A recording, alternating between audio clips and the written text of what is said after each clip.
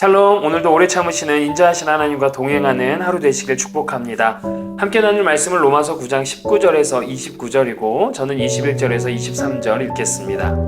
토기장이가 진흙 한 덩이로 하나는 귀 있을 그릇을 하나는 천이 있을 그릇을 만들 권한이 없느냐? 만일 하나님이 그의 진노를 보이시고 그의 능력을 알게 하고자 멸하기로 준비된 진노의 그릇을 오래 참으심으로 관용하시고 또한 영광받기로 예비하신 바 긍휼의 그릇에 대하여 그 영광의 풍성함을 알게 하고자 하셨을지라도 무슨 말을 하리요? 아멘. 하나님의 선택과 유기는 하나님의 폭력성을 보여주는 것이 아닐까? 인간이 하나님의 뜻을 거역할 수 없다면 그 인간을 책망할 권한도 하나님께 없는 것이 아닌가?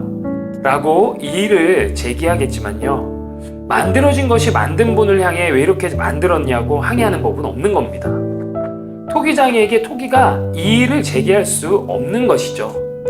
바울은요, 인간의 자유의지를 무시하고 하나님을 독선적인 분이라고 말하고 있는 것이 아닙니다. 토기장이와 진흙의 비유를 통하여서 바울은 하나님의 성품에 대한 설명을 하고자 하는 것이죠. 토기장이와 진흙은 그래서 포로 시대를 배경으로 이해하면 좋을 것 같아요. 이스라엘의 연이은 불순종으로 그들을 역사에서 사라지게 하실 수도 있었지만 오래 참으심으로 하나님은 관용하셨습니다. 하나님은 인내하심으로 자기 이름이 온 땅에 전파되게 하려 하셨던 것입니다.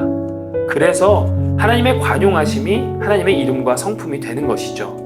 그리고 바벨론 포로에서 귀환할 수 있게 하셨습니다. 이것은 아브라함과 맺은 약속에 대한 하나님의 신실하심 때문이었습니다. 토기장애인 하나님의 의도가 엿보입니다. 포로 생활은 토기장이가 만든 천한 그릇과도 같았지요. 하지만 하나님의 신실하심으로 그들은 약속의 땅으로 돌아왔고 귀하게 쓸 그릇으로 하나님께서 새롭게 빚어 가셨습니다. 그럼 왜 이렇게 오래 참으시는 것일까요? 그것은 하나님의 영광의 풍성함을 알리기 위함이었어요. 이스라엘이 실패했을 때 즉각적으로 심판하셨다면 그들은 회개의 기회를 갖지 못한 채 역사 속에서 사라졌을 것입니다. 그뿐인가요? 이스라엘이 사라졌더라면 이방인도 구원의 소식을 듣지 못했을 것입니다. 하나님께서는 자신을 알지도 못하던 이방인들도 불러서 자기 백성과 자녀로 삼으셨습니다.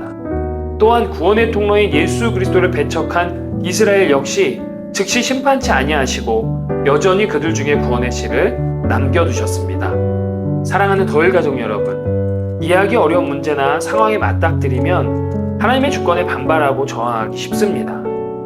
그러나 우리와 하나님의 인격적인 관계 속에서 그것들을 바라봐야 해요.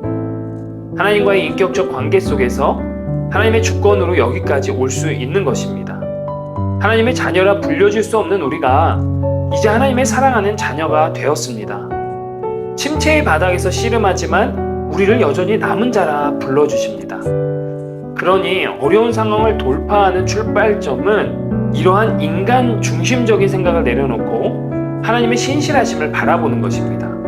오늘도 우리에게 믿음을 주시고 새 힘을 주시며 인도해 주시는 하나님을 바라보는 거예요. 잘 이해되지 않는 삶의 어려움 속에 실족하고 넘어지기보다는 여전히 우리를 아름답게 빚어가시는 성실하시고 신실하신 하나님의 성품에 기대어 하나님은 언제나 옳습니다를 고백하며 묵묵히 살아가 보는 겁니다.